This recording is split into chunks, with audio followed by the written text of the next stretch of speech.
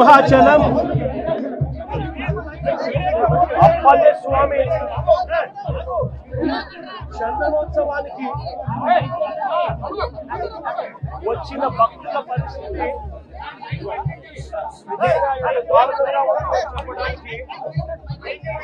ఈరోజు ఇక్కడ చూస్తా ఉన్న ఘటనే నిదర్శనం. దాదాపుగా 6 మంది చనిపోవడం జరిగింది, దాదాపుగా 7 మంది చనిపోవడం జరిగింది. ఒకే ఒక్క కుటుంబంలోనే 4 చనిపోవడం జరిగింది. ఇంకా కొంతమందికి గాయాలు కూడా అయ్యాయి. నేను అడుగుతా ఉన్నాను ఒకటి,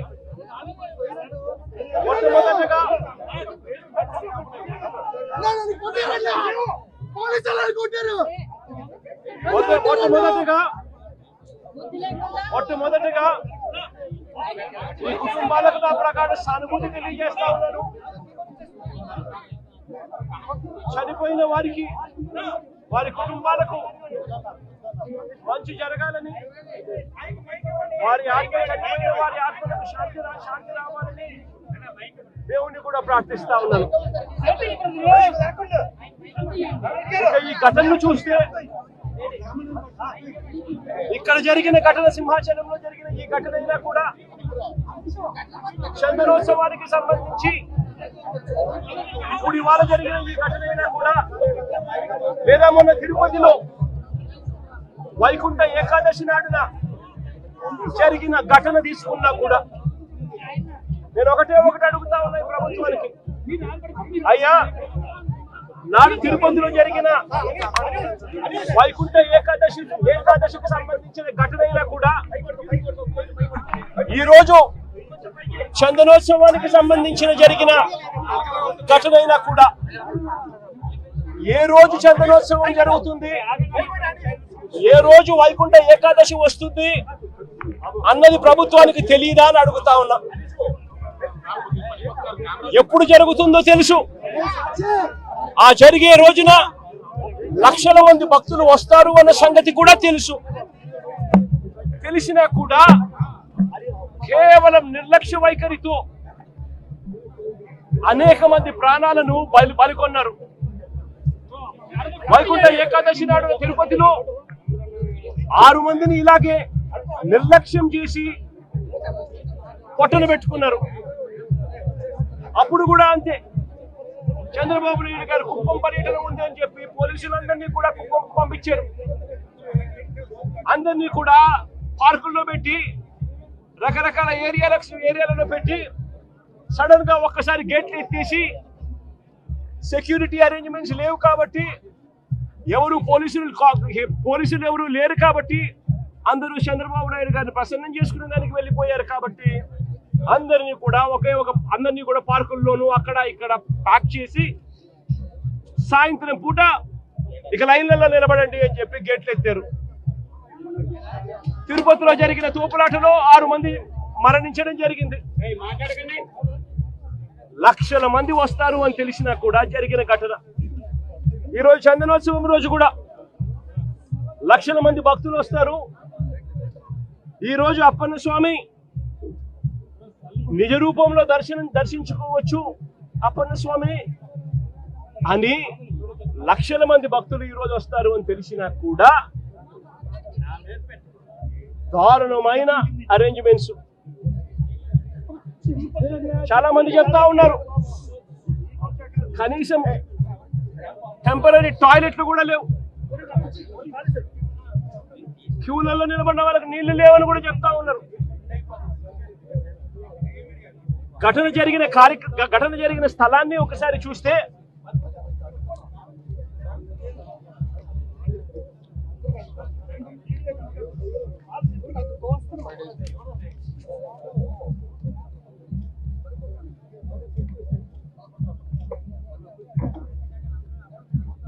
ఆరు రోజుల కిందట గోడ కట్టడం మొదలు పెట్టారు. 6 రోజుల కిందట గోడ కట్టడం మొదలు పెట్టారు. 2 రోజుల కిందట గోడ పూర్తి చేశారు. 20 మీటర్ల పొడుగు గోడ, అంటే 20 మీటర్లు అంటే దాదాపుగా 70 అడుగులు. దాదాపుగా 70 అడుగులు గోడ పొడుగు, 10 అడుగులు ఎత్తు కట్టిన ఈ గోడలో 4 రోజుల్లో ఈ గోడ కట్టారు. ఈ గోడ కట్టే దాంట్లో ఎక్కడా కూడా కాలమ్స్ ఎక్కడా కనిపించవు. రీఇన్ఫోర్స్డ్ కాంక్రీట్ గోడ కట్టాల్సిన చోట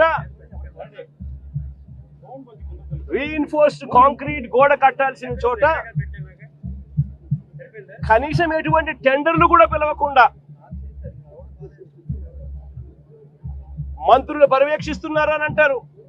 5 మంది కమిటీ సభ్యులు అంటారు, వస్తారు, పర్యవేక్షించినారు, చూసినారు, గోడ కట్టడానికి పర్మిషన్ ఇచ్చినారు.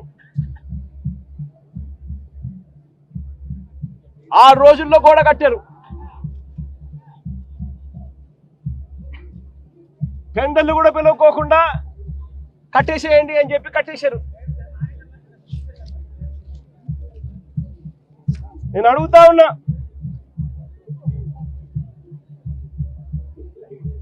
ఈరోజు అధికారంలోకి వచ్చి చంద్రబాబు నాయుడు గారు దాదాపుగా సంవత్సరం అయింది. చంద్రబాబు నాయుడు గారు అధికారంలోకి వచ్చి. నేను అడుగుతా ఉన్నా చంద్రబాబు నాయుడు గారిని, చందనోత్సవం ఎప్పుడు జరుగుతుందో మీకు తెలియదా అని అడుగుతా ఉన్నా. మరి చందనోత్సవం పలానా రోజు జరుగుతుంది అని చెప్పి తెలిసినప్పుడు ఈ గోడ కట్టించే కార్యక్రమం ముందే ఎందుకు మొదలు పెట్టలేదు అని అడుగుతా ఉన్నా. ఈ గోడ కట్టించే కార్యక్రమం ముందే ఎందుకు చేయలేదు అని అడుగుతా ఉన్నా. ఇదే పెద్ద మంచి చంద్రబాబు నాయుడు గారిని, అడుగుతా ఉన్నా. ఈ గోడ నిర్మాణం కేవలం 6 రోజుల కిందట మొదలై 2 రోజుల కిందట పూర్తి చేశారు. దీని అర్థం ప్రభుత్వం ఎటువంటి ముందస్తు ఏర్పాట్లు సీరియస్ గా తీసుకోలేదు అని చెప్పి నిదర్శనం కాదా అని అడుగుతా ఉన్నా. చివరికి ఈ వరకు కనీసం టెండర్లు కూడా పిలవకోకుండా ఇష్టం వచ్చిన వాళ్ళకు వర్క్ ఇచ్చేసి ఇష్టం వచ్చిన పద్ధతిలో కట్టించే కార్యక్రమం చేయడం ధర్మమేనా అని అడుగుతా ఉన్నా. 70 అడుగులు పొడవుతో కట్టే గోడకు, 10 అడుగులు ఎత్తుతో నిర్మించే గోడకు కనీసం కాలములు కూడా పెట్టించే కార్యక్రమం కూడా లేకుండా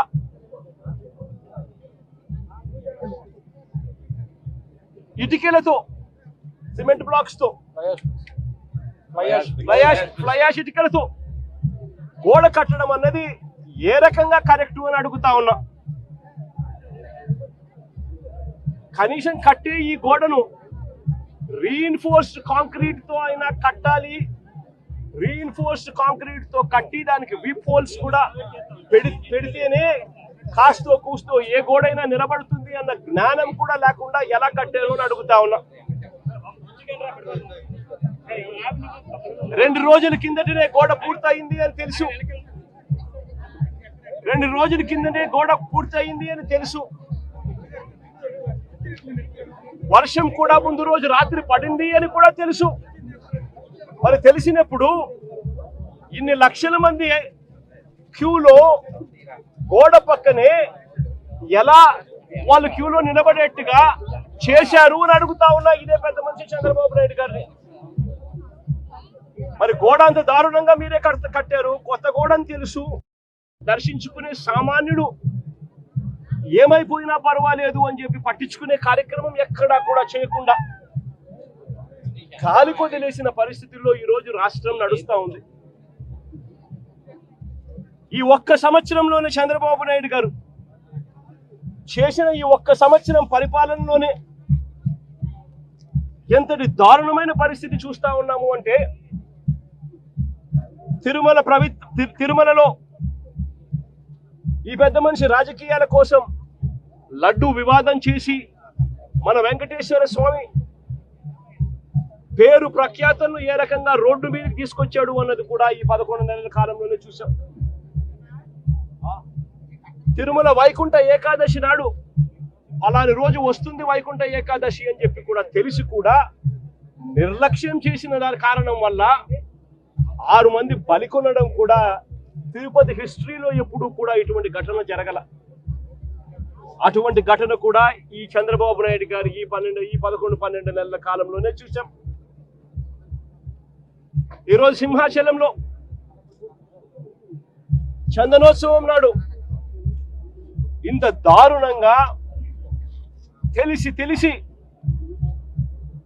నిర్లక్ష్యం అనే ఒకే ఒక్క పదానికి అర్థం చెబుతూ 7 మందిని బలికొనడం కూడా ఈరోజు చూసాం.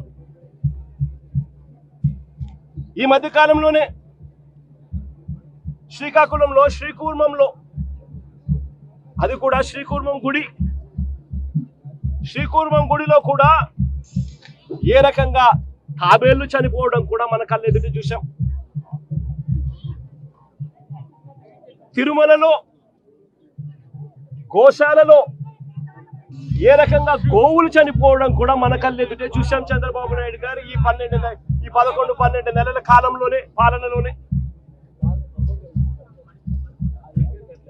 కడపలో కాశీనాయన ఆశ్రమంలో ఏ రకంగా బుల్డోజర్లతో కలెక్టర్లే స్వయంగా వచ్చి కాశీనాయన స్వామి ఆశ్రమాన్ని, కాశీనాయన స్వామి గుడిని ఏ రకంగా ధ్వంసం చేశారో కూడా మన కళ్ళెదుటే చూస్తా ఉన్నాం. ఇవన్నీ కూడా కేవలం ఈ 12 నెలల కాలంలో చంద్రబాబు నాయుడు గారి హయాంలో జరుగుతా ఉన్న గుడులు గోపురాలకు సంబంధించిన వ్యవస్థల మీద ఆయన చూపుతా ఉన్న శ్రద్ధకు నిదర్శనం. ఏదైనా కూడా పబ్లిసిటీ కోసమే ఆయన చేసేది,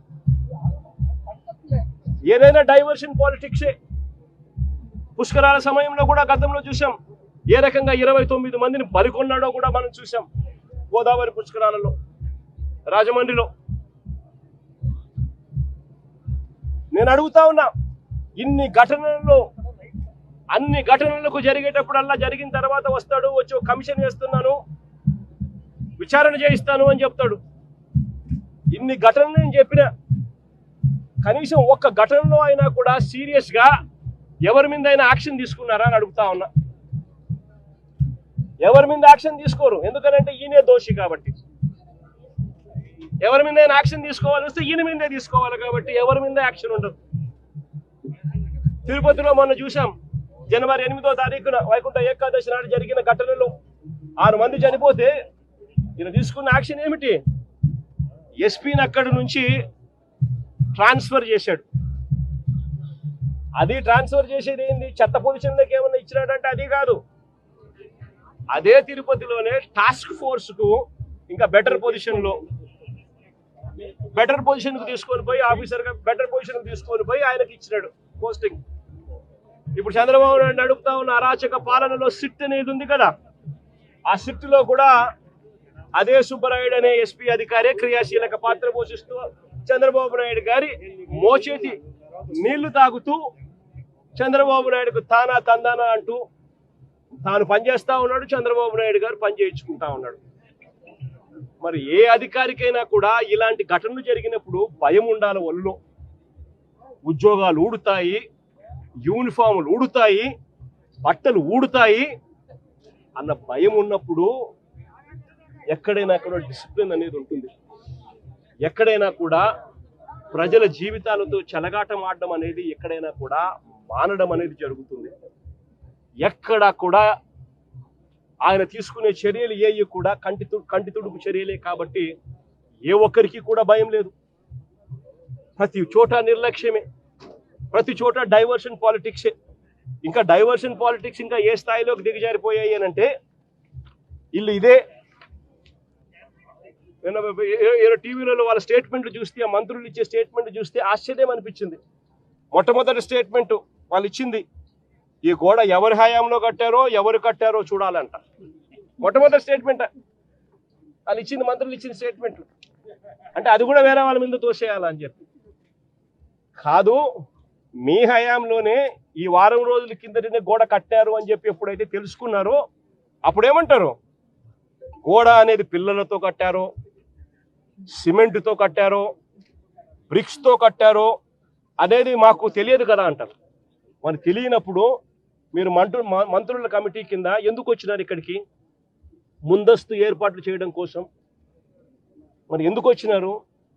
మరి మీ సమక్షంలోనే మీరు ముందస్తు ఏర్పాట్లు చేస్తూ ఉన్న పరిస్థితుల మధ్య ఈ గోడ కట్టడం ఎందుకు చేశారు? 60-70 అడుగులు గోడ పొడుగు, 10 అడుగుల ఎత్తు, కనీసం ఒక కాంక్రీట్ పిల్లర్ లేదు. గోడ ఏ రకంగా కట్టనిచ్చినారు? కొత్త గోడ అని తెలుసు, రాత్రి వర్షం పడిందని తెలుసు. చందనోత్సవం జరిగే ప్రతిసారి వర్షం పడుతుంది, ప్రతి సంవత్సరం. ఆ సెంటిమెంట్ కూడా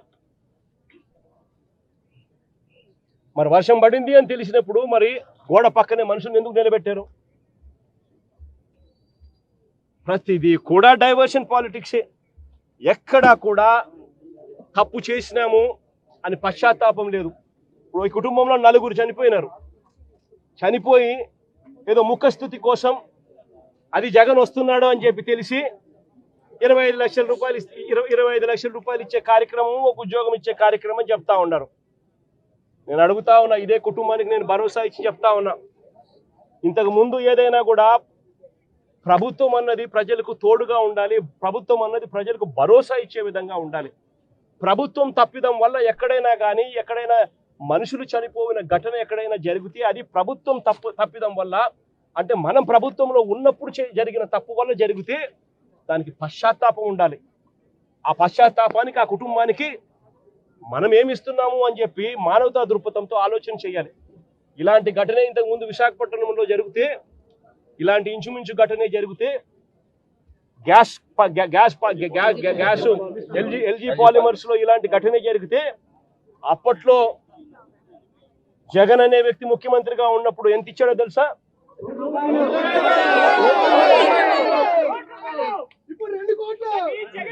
జగన్ అనే వ్యక్తి 1 కోటి రూపాయలు ఒక్కొక్కరికి ఇచ్చి ఆ కుటుంబాలను ఆదుకున్నారు. ఇప్పుడు ప్రభుత్వం చేసిన తప్పిదం వల్ల ఈ ఘటన జరిగితే అసలు ఆ కుటుంబానికి నువ్వేం చేస్తా ఉన్నావు అని చంద్రబాబు నాయుడు గారిని అడుగుతా ఉన్నా. ఒకటే చెప్తా ఉన్నా, వీళ్ళు ఇచ్చినా ఈకపోయినా కానీ చనిపోయిన ఈ కుటుంబాలకు గుర్తు పెట్టుకొని మళ్ళీ మేము అధికారంలోకి వచ్చిన తర్వాత ఈ కుటుంబాలకు ఆ 1 కోటి రూపాయలు బ్యాలెన్స్ వీళ్ళు ఇచ్చినారు. మిగిలిన బ్యాలెన్స్ డబ్బు మనం ప్రభుత్వం వచ్చిన తర్వాత నేను స్వయంగా ఇప్పిస్తానని చెప్పి కూడా చెప్తా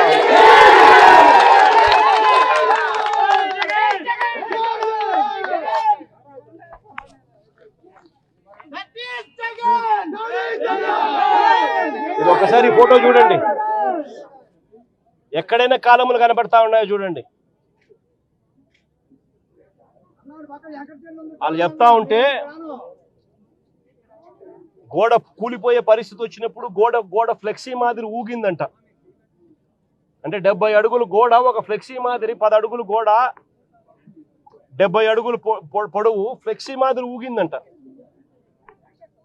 అంటే ఏమి కన్స్ట్రక్షన్స్, ఏ రకంగా పని చేయిస్తా ఉన్నారు, ఏ రకంగా బుర్ర లేకుండా పనులకు పూనుకుంటున్నారు. ఆలోచన చేయమని చెప్పి అందరినీ కూడా కోరుతా ఉన్నా. చంద్రబాబు నాయుడు గారిని కూడా మానవతా దృక్పథంతో ఆలోచన చేసి జగన్ ఇచ్చే లోపలనే ఆ 1 కోటి రూపాయలు ఇచ్చి ఆ కుటుంబాలను ఆదుకోమని చెప్తా ఉన్నా.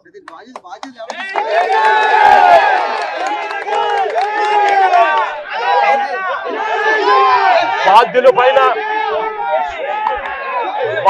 పైన ఈ మంత్రుల పైన బాధ్యత తీసుకున్న ఈ మంత్రుల పైన ఆలయాన్ని నడిపే బాధ్యతలో ఉన్న వ్యక్తుల మీద కఠినమైన చర్యలు తీసుకుంటేనే ఇటువంటివన్నీ పునరావృతం కాకుండా ఆగుతాయి అనేది కూడా ఈ సందర్భంగా చంద్రబాబు నాయుడు గారికి కూడా మళ్ళీ తెలియజేస్తా ఉన్నాం.